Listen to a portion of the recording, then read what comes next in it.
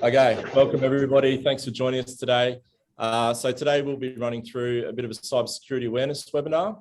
We've got a couple of guest speakers today as well to go through a few topical points. Cybersecurity is a really big topic at the minute.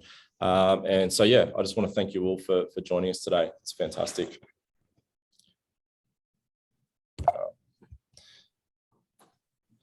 So just a quick introduction, cybersecurity, it's gone huge fundamental changes with regards to its importance within businesses. Big digital transformation era has taken shape. Cybersecurity has really come to the forefront. Especially most recently, we're all aware of the impacts that COVID-19 has had, especially with work from home. It's never been more important to know how to secure yourself and your businesses digitally. Atlantic Digital is one of the Australian government's Australian Cybersecurity Centre network partners. We understand cybersecurity and its importance to your businesses. From our perspective, we want to be able to build as much awareness around the topics as possible. Today, so myself, Aaron, I'm the Business Development and Improvement Manager here at Atlantic Digital. We've also got Dave, one of our systems engineers, who's been helping head up our cybersecurity efforts. And we've also got a special guest, Wes from FORITNET, who's a solutions architect with FORITNET specifically. What we'll be covering today, so cybersecurity, what is it? Who is it? What are we protecting ourselves from? Building some awareness around cybersecurity in general, and asking the questions, what do we need to be considering as, business owners, IT people, even just general technology consumers, the things that we need to be aware of. We'll touch on the Essential 8 and the Australian Cybersecurity Centre, their relationship with the ASD, the Australian Signals Directorate, and a bit of history behind that. And we'll turn over to Wes to give us some specifics around FORITNET and their SD-WAN products and how we can take security further for your business. So cybersecurity, what is it? I'll hand over to Dave at this stage. So Dave has been with us for a little while now. He himself has had over 27 years experience in IT in various areas, from small, medium, large organisations, including government and education sectors. He's also run his own company for over 10 years as well. So he knows what he's talking about. And I'll jump over to Dave now to run you through the specifics and introduce you to cybersecurity and what we're looking out for. Over to you, Dave. Thanks very much, Aaron. It's good to be here and welcome everyone, either this morning or this afternoon, depending on your time zone. And cybersecurity. So what do you think when you hear the term or when you read about it? What's some things that come to mind? We've got a chat open. So if you want to jump in and throw some thoughts down there. I asked my wife last night what she thought when she heard cybersecurity, and she thought it was something scary and dark. So, but I think regardless of your perception of it, it's something that we need to start thinking about at a business and a personal level as we get more and more involved with IT and that, and as we move forward. And nothing like a good definition to have cybersecurity. And I'll just see if I can. There we go. Like when we hear about it, there's a lot of things that come to mind, and some of those may be some misconceptions or some myths. And I don't know about yourselves, but some of the myths that I've come across recently is that small or medium-sized business aren't too much of a target for cyber attackers. Another one is cybersecurity is solely an IT department responsibility only. You might have heard that it's too expensive to look into, or that if you've got antivirus, that's all you need. You don't need to look at anything else. Another one, which was a bit surprising for me when I came across it, was you can have total cybersecurity. I'm not sure if we can get to an endpoint with it, but I think it's sort of a bit of a journey. And thanks, Craig, for your comment about, definitely protecting against third-party guys from getting into our systems and stuff like that. And I think some of the stats that have come out from the Australian Cybersecurity Centre looking at the graphs here. The bottom right one, I'm not sure how clear it's coming across, but that middle blue bar, that's the small to medium ones, and they're the medium-sized business. They're the ones that have been probably most targeted of late. Government definition of size, medium-sized business is something between 20 and 199 persons. And they're the ones that on average have been copping it the most in terms of costs and paying out and for having a cybersecurity incident come their way.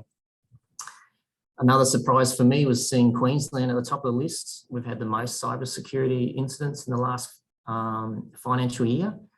And on the donut to the right, most of the attacks are fraud. So we're based in Queensland, and we're a medium-sized business. So our most likely attack vectors are going to be someone trying to fraudulently access our systems or gain an unfair advantage or unlawful gain rather on what we do. So I'm not sure if you can relate, put yourself, your organisation into those stats and where do you come out? And that kind of, yeah, so that sets the scene of what, and that's just stats that have come out of the report that the Cybersecurity Centre produced. So let's take a look at some of the threats that are out there. Criminal gangs, I think most of us probably have an idea of criminal gangs. They're sort of most the common threats or common attackers that are out there. And they usually just gang together and go for the soft targets, the easy targets. Nation states, we hear in the media from time to time. I always think when I hear that, something like a Jason Bourne movie, The Ops Centre, where they're pulling in camera feeds from all over the place and hacking firewalls and all that kind of fun stuff. True or not, nation states tend to be highly resourced and highly motivated in what they're going after. Corporate spies, it's probably more common than you think. I remember one client many years ago, they were a small office, one server. Someone broke in and stole the server. They didn't take anything else. They just, I presume, just wanted the data on the drives, which was easy enough to get a replacement hardware and restore from backup and get them back up and going again. But at the end of the day, the data was gone. Individual hackers, could be anyone, just, I don't know, kids playing around. I know script kiddies is a term that's been floated around a little bit. Kids learning what they can do and maybe what they can get away with, all the way through to hacktivists who want to hack a particular industry because they have an issue with that for whatever reason. Other attackers, disgruntled insiders, I don't know, depending on your organisation, that may or may not be much of an issue, but it can be where someone's has a high level access and for whatever reason disgruntled, passed over for promotion or something, and yeah, that can be an issue. But I think for me, one of the most overlooked is what we, I guess technically is termed a non-malicious insider. They're just going about their job within your organisation, but may inadvertently click on a dodgy link that came through either because they weren't aware or weren't thinking clearly or hadn't had their cup of coffee for the morning or something. I know in one organisation I was working for, someone did click on a dodgy email. They had a gut feel they probably shouldn't have. My immediate thought was, I wish you hadn't have. But in a matter of minutes, it encrypted all their data and locked it all up with a ransom, please pay in Bitcoin. And once again, backup saved the day, but it did take 2.5 days to get their data back. So some of these, when they get in, they can make a big impact on the day-to-day running of an organisation. So just jumping back into the chat again, what do you think some of the major malicious attacks can be or are out there? If someone wants to, or a couple of you guys want to share your thoughts on that?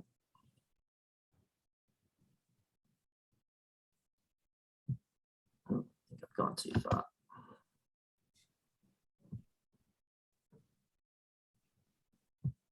So has anyone got some thoughts they want to share? Or phishing? Yeah, that's very prevalent.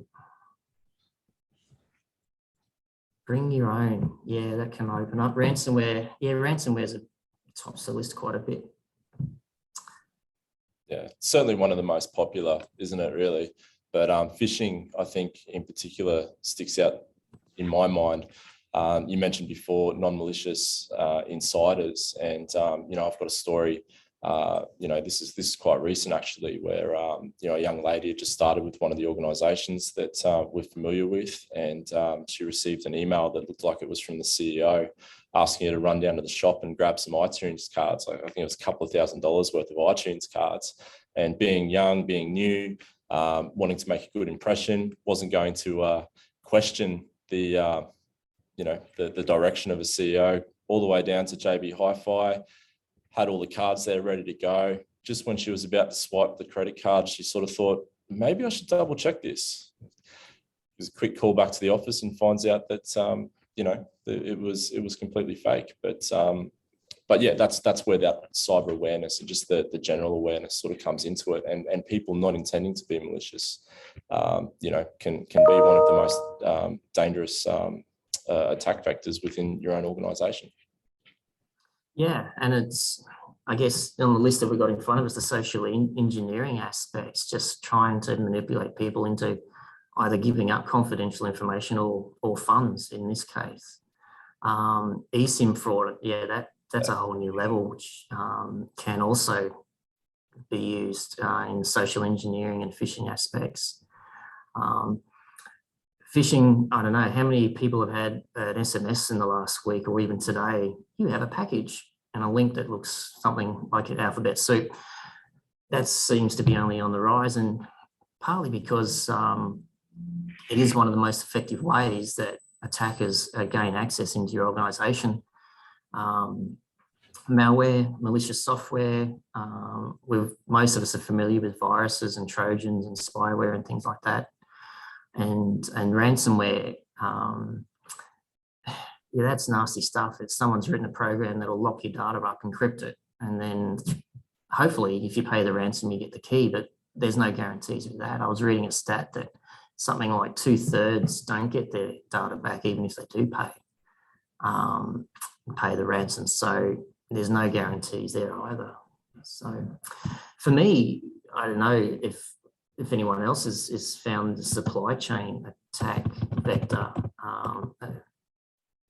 It's sort of like your supplier that you get product or a service from, they get compromised, and then the attackers are using that compromisation to get into you. And there's a couple of big examples in the last 2 years of that. And so it's who do you trust, and what can you do to make sure that your connections are trusted, and the ones that you're trusted by, that they're trusted as well.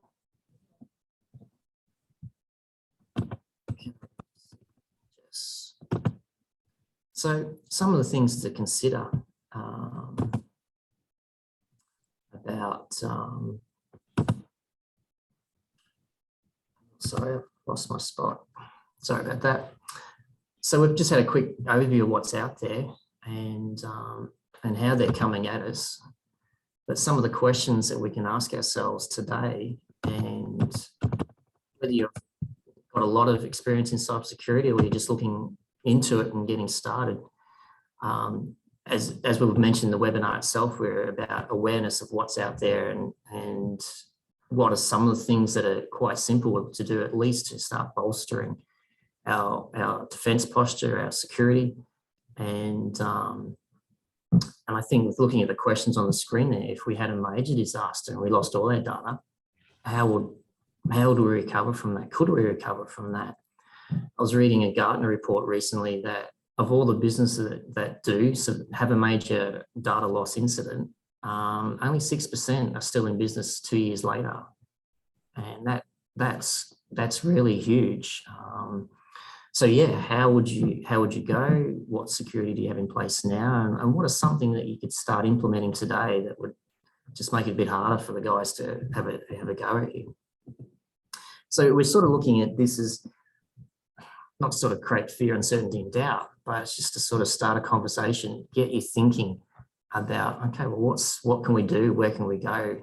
And that might be even, so what some of the challenges that might be holding us back, and how do we deal with that, or how do we manage the risk or lower the risk? So from our experiences here at Atlantic Digital, there's an understanding. Some people, we all have various levels of understanding of cybersecurity, and that varies from person to person. So that could be a challenge. Do we have enough understanding of what is involved, or do we need to talk to someone and get some more information? Budget, I guess every business, there's only a finite amount of money in the pot. So how much do we spend on cybersecurity? Do we need to spend a lot? Do we have experience in our own staff, or do we need to look at the budget consideration of employing people with expertise in this area? Or do we look to a third-party vendor, and what experience do they have? So there's some of the challenges that we've seen in some of our clients, and help to sort of work through that. So that gives us a bit of an overview of, I guess, the bad news in a sense. So what can we do to mitigate? What can we do to lower our risk, lower our risk profile in and around what we do in business? And I'd like to, Erin, throw back to you to sort of take us through the next few. Not a worry. Thanks, Dave. Yeah, look, so, you know, there's a lot to consider here with regards to, I'm just going to take control back here. All right, so yeah, look, there's a lot to consider, and you know, Dave's done a good job there to sort of summarise a lot of the things that we need to be aware of, and the things, you know, that maybe the ways that the people that we need to be aware of can infiltrate and I guess cause damage to our businesses. Thankfully, the Australian Signals Directorate via the Australian Cybersecurity Centre has made a lot of this easy for us. You know, it's good news for us because it means that we can solve it, right? Specifically, they've developed a list of strategies called the Essential 8, which were developed primarily to make cybersecurity accessible to the vast majority of Australian businesses. What is it? A bit of history. Developed by the Australian Signals Directorate, the ASD top 4 were deemed mandatory for all Australian government organisations from April 2013. And they were considered effective in mitigating 85% of adversary techniques. In February of 2017, the Australian Signals Directorate revised the top 4 and created via the ACSC what we now know as the Essential 8. The list of strategies that they put together is a practical set of actions that we can actually use to further safeguard information systems. Many organisations struggle with cybersecurity posture as a whole, and some have managed to arrive at some state of awareness, but very few have actually progressed towards taking definitive action. The ASD or ACSC Essential 8 goes a long way to, I guess, bridging the void between awareness and action. And that's probably the key point there. It's good to be aware of something, but in order to be able to take those next steps, it can be quite daunting. It's important to note that no set of mitigation strategies are guaranteed to protect against all cyber threats. Organisations are generally recommended to implement the Essential 8 strategies as a baseline, and the baseline makes it much harder for those adversaries to actually compromise these systems. In 2021, Atlantic Digital, we became an official network partner with the ACSC, and we've adopted its strategies into our baseline offerings and overall approach to cybersecurity. So what makes up the Essential 8? Application control, previously an ASD top 4. It's one of the most effective strategies that limits or prevents the execution of malware, specifically by explicitly defining what's allowed, what can be trusted, and what can run in your environment. Known untrusted applications can be denied or at the most isolated. For really bespoke environments with a lot of proprietary applications, which might be unknown to whitelisting security protocols, the option is given, but more likely to be configured by specialist administrators. Implementing application whitelisting, it might seem daunting, but the threat intelligence that's constantly being developed is improving on a daily basis.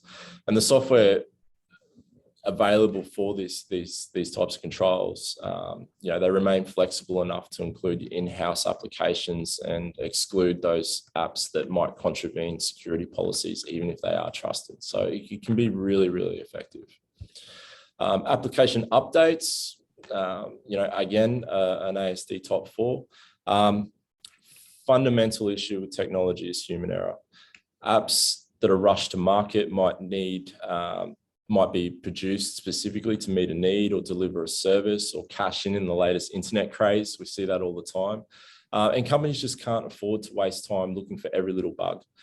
Responsible vendors publish their bugs, issue patches to correct them. Responsible administrators apply the patches to keep the systems up to date and secure. But unfortunately, the world just doesn't work that way, and administrators don't always get the patching right away. A double-edged sword to these bugs is that hackers, they're now aware of publicly available details, and on top of the ones that they already acquire via other means. Looking for unpatched systems, it becomes a cat and mouse game, and it's essential to have a patching strategy within your business. Operating system updates. Again, another ASD top 4. There's one more left, if you can count. Patching operating systems is like patching applications. It should be a priority for any organization. Most of us are familiar with the Microsoft Patch Tuesday, but we should also be aware that patches released for other operating systems within your environments as well. The mindset that Macs are immune or Linux is less likely to be compromised, it creates a false sense of security. It also applies to the operating systems that run on devices other than servers or desktops and laptops. Think Android, iOS, a lot more prevalent in businesses these days. Tablets, mobile phones, routers, switches, firewalls, dozens of other applications, they need to be considered, and should also include your firmware updates in this space. Operating system controls and the appliance of all the applications, by covering these items and being aware that the landscape is much bigger than just your Windows, is essential for any business as well. Final on the ASD top 4, restricting administrative privileges. Anybody that's worked with us will be quite familiar with these. It can be a bit of a pain. It can be a big cultural shift for a lot of businesses, especially smaller businesses moving into sort of, medium enterprise size. You get used to being able to have full control of your devices. If you come from a BYOD or bring your own device environment as well, you might be used and comfortable to being able to control everything. But the reality is that, ultimately it's common sense that you should only ever allow those that absolutely need access to have it, and use the principle of least privilege. Unfortunately, history will show, due to staff changes, managers with conflicting agendas, people that demand access they don't need, or just in the name of trying to get things working, far too many get access to far too much. It can be dangerous in the hands of trusted staff that don't know what they're doing, and in the hands of a hacker or disgruntled insider, it can be catastrophic for any business. Best course of action in these cases: enable account auditing, such as alerts, privilege escalation, regular audits of administrative accounts, et cetera. But yeah, super important, and one of the main areas for compromise. Macros. We love macros. I mean, we deal with a lot of professional services, particularly in engineering, and macros are just ingrained. We're pushing the boundaries of what we can do with our existing systems. Think Excel, etc. I've even seen Word templates just jam-packed with macros. They exist for a reason, but they're increasingly a source of exploits. Blindly turning them off altogether isn't effective. It just creates more overhead. A better strategy is to decide if the macro is actually needed, determine if it's been provided by, tested and signed by a trusted party. It's worth noting that malicious macros are not exclusively a Microsoft Office problem. It's such a prevalent product that that's what we tend to associate it with. Regardless of what productivity suite you have, it's important to be aware of macro safety. Application hardening, often overlooked in the blind faith that network and endpoint protection will cover off any of these issues. Unfortunately, these issues that arise from using trusted applications often bypass third-party protection as they're seen as legitimate traffic from a legitimate user.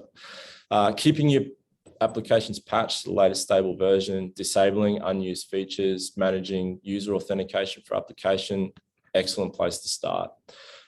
Many focus on simply hardening the operating system. It's good to apply those same controls to the applications as well. And that's why it's listed specifically as a strategy within the Essential 8. Multi-factor authentication, another one that is getting a lot of buzz lately. With good reason though. It is one of the most effective ways of preventing breaches, all right? And it's super simple to implement. It takes a little bit of a cultural shift, but once it's implemented, huge benefits. I mentioned it's gained considerable momentum over the past couple of years, but single factor still continues to dominate. And it's a cause of many breaches through poor password management. Multi-factor has been ignored to some degree by falsely thinking our passwords are complex enough, or refusing to use cumbersome token generators or carry smart cards.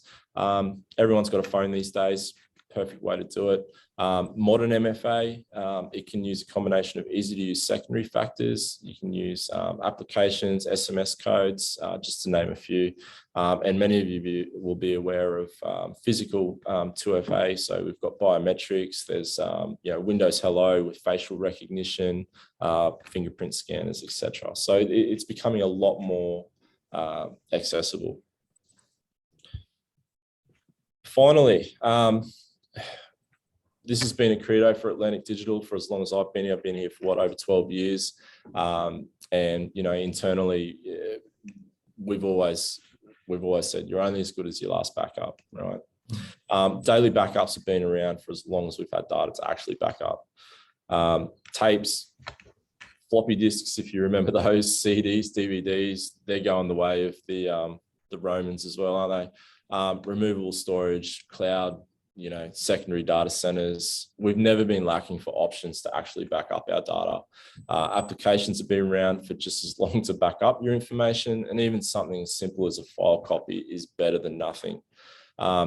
Still, we're coming across a lot of organizations these days that lack an effective backup, and by extension of that, disaster recovery, business continuity plans, and they find themselves in a world of hurt when things go pear-shaped, such as ransomware attack, right?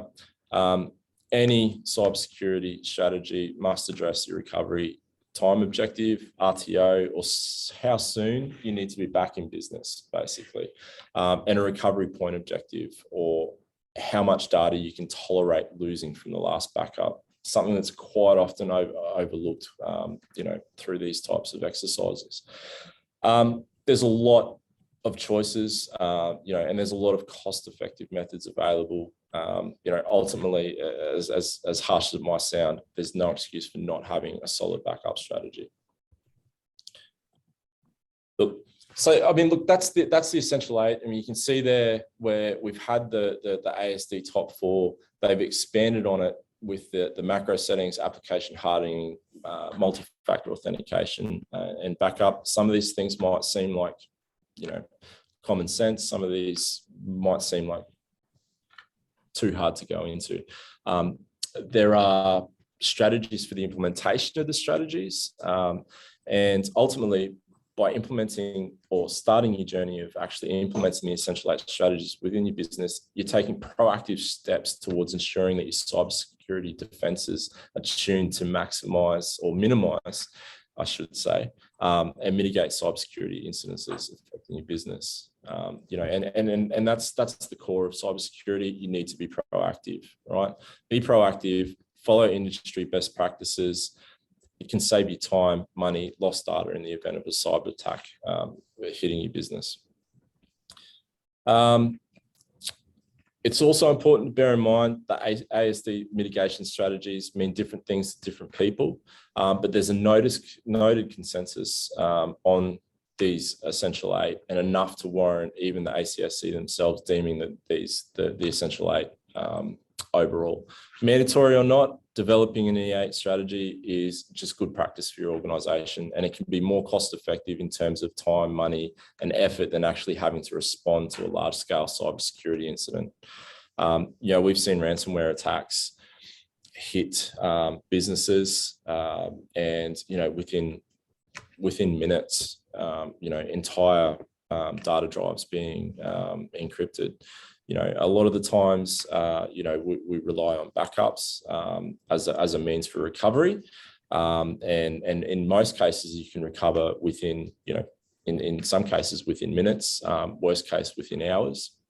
But notwithstanding the time lost through productivity during those attacks and subsequent recovery, they can be, once you add up the cost for recovery versus extending your protections around these things to prevent that in the first place, it starts to become more of a return on investment for most businesses. Atlantic Digital. So I mentioned before that we take the essential 8 and we use that as a baseline. We've been doing this for years and years and years. We take it a little bit further. We extend into privilege and access management, network and website vulnerability, physical environment conditions. I'll touch on website vulnerability. Oftentimes websites are considered a set and forget, but you're talking about a lot of the time, WordPress is one of the most popular platforms out there. It's also one of the most exploited platforms out there as well.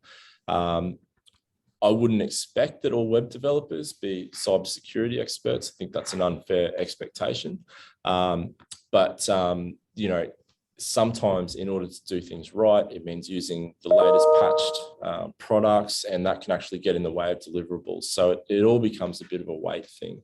The Essential 8 itself provides excellent accessible starting point, but by extending it into these other areas, we can ensure that we've got a holistic approach to cybersecurity for most businesses. We work with a number of industries, including professional services, medical, engineering, mining. They've all got vastly different needs in terms of applications and data protection, right? So it's important for us to take into consideration the specific needs of the businesses that we're dealing with as well. In addition to these Essential 8, all of our auditing packages and baseline for customers, external customers, internal customers, they're all designed to give you a good standing point and further protect your business. We incorporate the additional strategies. We provide better understanding of overall security posture and allow for better strategic decisions. And that's what it's about for us. It's about a journey, and it's about increasing cybersecurity posture that suits your business. Stick around towards the end, and we'll talk more about those cybersecurity assessments and how we can actually help you with these journeys as well, demystify it a little bit for you. Our philosophies ourselves at Atlantic Digital, they're proudly built on trust. We've been doing this for nearly 25 years now, and our solutions have helped us retain long-term customers. A number of our customers have been with us for 10 plus years, some, 20 plus years. An integral component of our success has been in the partnerships that we've formed with industry leaders such as FORITNET. Some interesting stats from Gartner: 60% of businesses will implement SD-WAN by 2023. All right, so that's only next year, and that's up from less than 20% in 2019. SD-WAN, huge hot topic at the moment. I'm aware of a lot of the big telcos are jumping on this bandwagon as well. Given that SD-WAN solutions enable organizations to significantly reduce IT operating costs, the market lack of awareness of this solution creates a great opportunity to leverage this gap in the market and educate our audiences, right? The recent research from the IDC as well shows that Australian SD-WAN market, which the IDC themselves considers to be important for hybrid workspaces, which we're seeing a lot more of post-COVID, they will grow to a compound annual growth rate. Craig, that's an excellent question, and I will turn over to Wes now to specifically answer that question. What is SD-WAN and how can that help you? So Wes, I might turn over to you because I think probably confusing you a little bit more. I'll just give you a bit of an approval there, and I'll let you jump into Fortinet SD Secure WAN. Nice, thanks Aaron, I appreciate that. I'm just waiting for your approval. Oh yeah, you've got it, bud. Yeah. Cool, right. Yeah, so thanks for the question there, Craig, and obviously what does SD-WAN? So unfortunately in the IT world, there is a lot of acronyms that are being used out there, and we don't explain to our customers exactly what they are, what the use case is on there. So just quickly in a nutshell, SD-WAN stands for Software Defined Wide Area Network. It's a technology that has been around for a very long time. But it's a technology that's been has point products doing different things across on there. From the Fortinet perspective, what we're doing, and just a very high level, is to simplify all these different point products, bring it into one single platform, so you have everything ready in the one box, but also looking at it from a security perspective on what we've been talking about on there. Now, before going actually and talking about what SD-WAN is, you would have heard the term SD-WAN from your fellow peers, from people that you talk to. You will also heard it from other consultants, also from carriers and vendors alike, talking about SD-WAN. I sort of want to step back a bit of time in terms of what is it and where did SD-WAN come from. One of the things that is important to understand what's driving these conversations around SD-WAN is that the WAN, or the wide area network, is being transformed in an organization. So if you've been working with an organization for a very long time, traditionally the network and the application were managed internally within organizations. Now what's happening is that there's a shift to what's being called the cloud infrastructure. And what is cloud infrastructure? In very simple terms, a lot of you guys would have heard, like for example, Azure or Amazon, AWS. Other common ones is GCP or Google Cloud Platforms as well on there.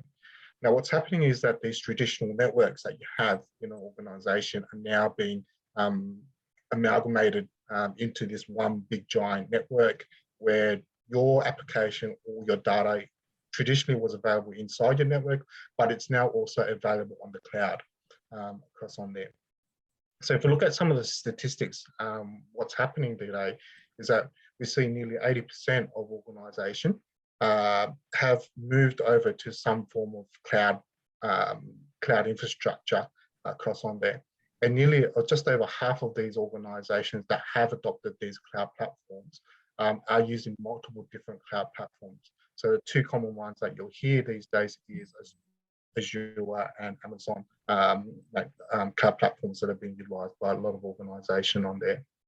Now with COVID, this has accelerated the work from home concept as well. And we're seeing obviously a rapid increase in the workforce working remotely as well. That statistic that we see here, which is by 2025, I think we're already pretty much almost there anyway, post-COVID on there.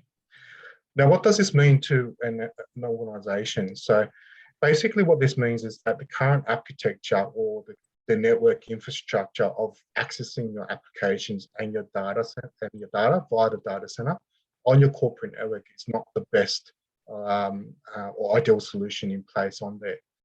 The challenges it adds is, obviously adds latency to whatever the users are using, and also creates poor user experience as well out there. Now, all of this is adding pressure on the current infrastructure for an organization, Traditionally, where a lot of organisations will be using MPLS as the main form of the secure type connections and wide area network access across on there. Now, if you look at the old infrastructure or the architecture, it's not designed to support the current environments that we have these days. So what I've got here is 3 different buckets that I've broken it down to try and make it simple. And you may want to consider where your challenges are at the moment with your organisation. So the first one we have on the left is the network edge. And basically what we have is these are your physical devices that connect you to the internet or to the wide area network. These could be multiple routers or firewalls. And one of the challenges you have is that each of these devices have their own management console. And that's trying to integrate and make them work together makes it a bit of a challenge as well. Now, in terms of having a single policy, tends to be quite time consuming, and also difficulty in terms of ensuring that your users and applications are secure and also being compliant as well across on there. The middle column that we see here is the wide area network, and this is where IT basically needs to figure out who they need to talk to figure out the routes. This process can be a bit cumbersome, especially if you have a large scale environment, and then you've got to select which ISP or route to where you want to steer the traffic across on there. The bandwidth as well on these WAN links aren't fully utilized. So an organization may have 4 or 5 different NBN connections, for example, in place on there. Now, as an organization, you are paying for these internet links for your users. Are they all being effectively used across on there? You may find out that you're only actually utilizing 2 of the WAN links, and then your 3rd and 4th links aren't being utilized. You may have a 4G or 5G connection as a backup as well. Do they come up online when you do require them, if your primary or NBN link goes down, for example, on there. The last bucket is your applications. So we live in a world of applications these days, and these applications are pretty much everywhere and anywhere. So, whether they're on-prem inside your internal network, or it's a custom-made application, whether these are sitting on the cloud as well. We also have software as a service as well. So a lot of our users, will be most common to, for example, Office 365 is the common software type, cloud-based application out there. Now, with application, you may want to consider about the performance of those applications. Is it being effectively, is your users complaining about the usability of these applications? Is the WAN link being oversubscribed to cause performance issues or degradation to that particular service across on there? As Aaron also touched earlier in terms of with the ASD Essential 8 as well, security is always a concern, and connectivity to these applications is always a concern on there as well. So how do you make sure that it's secure and connected? So some of the things that you may want to look at, and what sort of the challenges that you may have in the organization, is when you're looking to transform your WAN into this SD-WAN technology. There are 3 things that you need to consider across on there. Firstly is the security. So security is the first and foremost question that you should be asking yourself. As we move to this infrastructure, how do we keep our infrastructure secure as possible from any sort of cyber attacks out there? Secondly is complexity. How do we provide the best user experience for our users, whilst also making it easy to manage for IT staff, for example, on there. Last one is the cost. So how do we reduce those costs on our particular infrastructure? So I'll talk a bit more about what's our Fortinet Secure SD-WAN solution is about on here. So the first part of that is the SD-WAN. Our SD-WAN solution is designed to be cloud first, but also upholding the security posture at the same time. What you'll see here at the top part is what's called our Security Fabric Management Center across on there. Now, think of this Fabric Manager as our central management or single pane of glass to effectively manage your whole infrastructure and with 40 gate firewalls deployed at each site on there, but also gains you visibility, and a single pane of centralizing all the security policies, and understanding what's happening across your infrastructure on there. Now, the FortiGate firewalls can be deployed either as a physical, a virtual, or actually in the cloud as well. And we're using the Security Fabric Manager to centrally manage all our FortiGate firewalls, also providing the security information and intelligence for the firewalls to work in conjunction with that. Now, on the left, what we have is our traditional network edge of the old network out there. So we have many systems, to help configure each component with their own management. Obviously, that leads to complexity. As organizations are transforming their WAN infrastructure, it's also inefficient in keeping up with this type of transformation. There are many product solutions as well, and links and existing links such as MPLS, which are also very expensive for any type of organizations on there. Now, with Fortinet and with our solution, with the FortiGate Next-Gen File, we're looking to simplify this into a single platform. And this helps organizations transform their network or WAN or application architecture as well. Whilst allowing this, it allows organizations to be agile and have the flexibility of having cost-effective WAN connections, such as an NBN connection over an MPLS connection as your WAN infrastructure.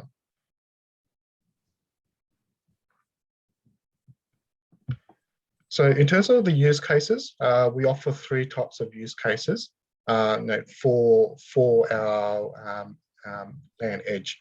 So first one is our campus. So this is where the Fortinet or the FortiGate appliances can be used, whether for small office or even for your head office out there. Our second use cases is for our remote workers, and this is driven by, for example, whether they're at home or things like that on there. And lastly, if you have different branch offices as well, we have also for an SD branch. So it's an extension of your SD-WAN infrastructure, which offers a complete top offering and security for your branch offices out there. Now, one of the key benefits to SD-WAN technology is that it enables, once we simplify the network and the architect, it allows, the key thing that you'll hear is that it's around application resiliency. So we talked about the cloud and how the cloud is transformed. We're using software as a service infrastructure, or AWS or Azure infrastructure as part of our cloud, and that's all tied together and connected with our enterprise, with our corporate networks out there. And with applications, it's about trying to provide the most efficient way of providing that application, but also giving them the best user experience as well. So some of the key features from an SD-WAN and application resilience are as follows. So the first one is that with the FortiGate firewall, we're able to identify over 5,000 different types of applications.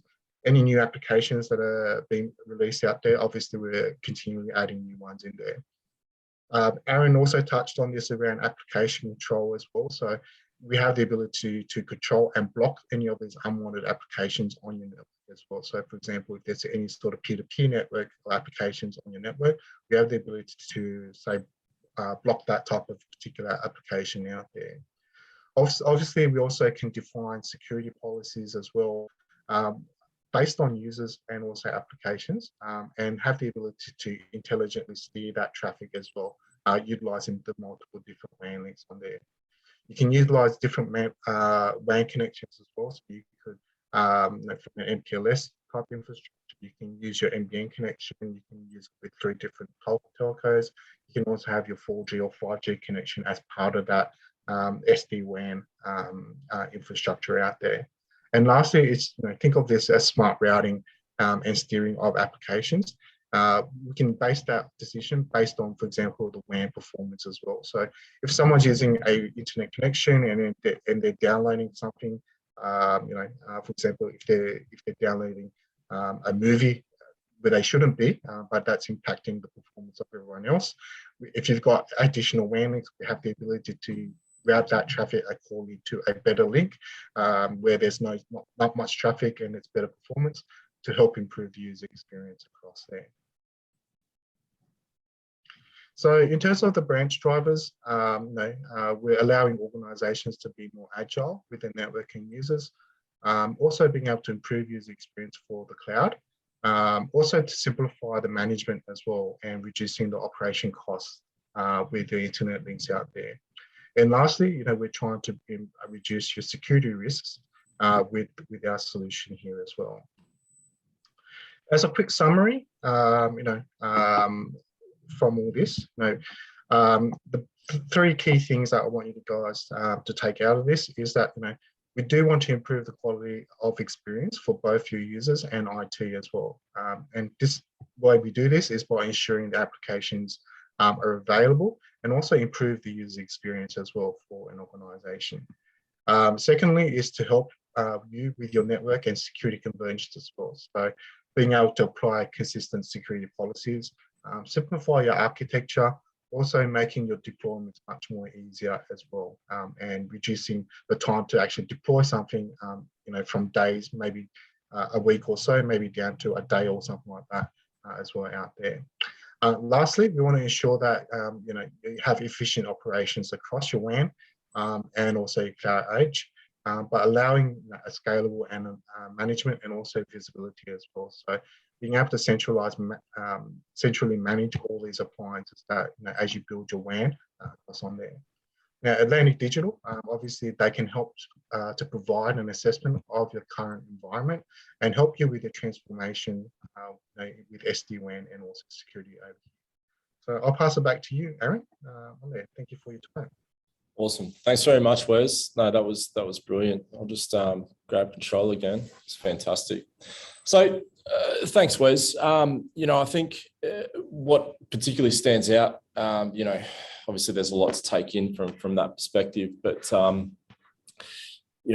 Dave touched earlier on some of the key challenges to undergoing digital transformation with a cybersecurity focus.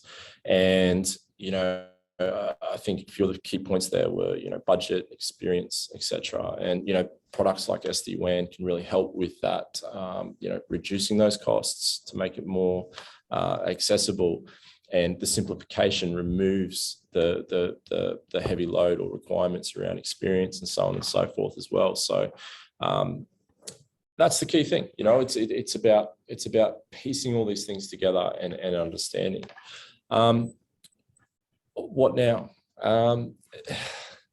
It's hard. I mean, there's a lot of interesting stats out there. One in particular that always comes back to me is that last year alone, there was over 67,500 cybercrime reports, up 13% over the previous year. And it's only getting worse, right? Now, part of that is that the reporting is becoming more accessible. But the fact remains that cybersecurity is, it's a prominent discussion. Implementing those essential 8, it's a great starting point, right? Auditing the results of those practices gives businesses a firmer understanding of where their security posture is and the ability to defend and recover from these cyber attacks in an organized and efficient manner. We touched on budget and experience. We recommend in all cases that we start with what we have. And I think that's something that is really important here. It's not about just throwing money at the problem. It's about understanding. And, with our particular formula, awareness, protection, review, it all starts with that awareness, right? Understand where you are and what you have, right? Because right now, you might find that there's some small adjustments that you can make within your business that will greatly improve your security posture. It's important to understand that cybersecurity itself is an exercise in risk acceptance, right? So look, yeah, it starts with awareness, right? Awareness of what is out there and what are the risks to your business, and of those risks, what is acceptable or what the level of acceptance within your business is, right? And then from those two, understanding what you already have in place and what can be adjusted to reach those desired levels. Our assessments, and it's important, actually, I should mention as well, all of the Essential 8 is measured in levels of maturity, right? From 0 through to 3. 0, you're talking nothing's in place, right? Level 3, you're 007, nothing can get in, nothing can get out, right? You're working for MI6, whatever that might be, right? Most businesses will aim to sit within a 1 to 2 sort of range, right? And our assessments, we've got a range of packages that can sort of help you understand your business and work out where you want to go, understand those risks in order to be able to implement some strategies moving forwards. Speaking specifically to the packages that we put out there, in all cases, you'll receive a high-level view of your organization's cybersecurity and incident response readiness. We'll go through and we'll highlight any critical deficiencies that need urgent attention. And you'll receive a post-assessment report outlining gaps and providing actionable improvement plan that you can implement immediately. I touched on earlier that cybersecurity is not just ticking a few boxes. Cybersecurity is, as I said, it's risk assessment acceptance, but it's also a level of cultural change within a business, right? Some things need to change in terms of how you will approach cyber security within your business and how your business will operate at an operational level. I think the links just dropped down there as well. So if you want to learn more specifically around what we can do to help you with that auditing perspective, then reach out, download the product information there, and we can help that. Of course, you can reach out to us at any time as well. And finally, I think this is really, really important, and this is probably the most important thing I think what we can possibly say about cybersecurity. It's a journey, it's not a destination. I touched on it just before. Cybersecurity isn't about just saying, okay, where are we? Where do we want to be? Let's throw a ton of money at it and be done with it. It's not like that. It's slow, it's measured, and it needs to be fit for purpose for your particular business. That's all we had today. Thank you very much for attending. If there's any questions, throw them out there.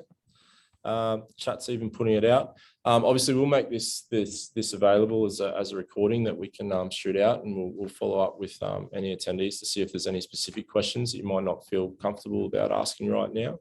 The team here at Atlantic Digital, we've got a number of experienced engineers that are more than happy to continue these discussions. Wes as well, I'm sure he'll be more than happy to have a bit of a sit down and how, discuss in conjunction with us how SD-WAN might be something to consider for your business as well. But yeah, thank you very much. And yes, of course, there's always Chris jumping in to say a quick hello, for sure. Okay, thank you very much. Any last questions there? Does Chris want to have anything to say, or is he good? No, he's good. Excellent. Brilliant. Thank you very much.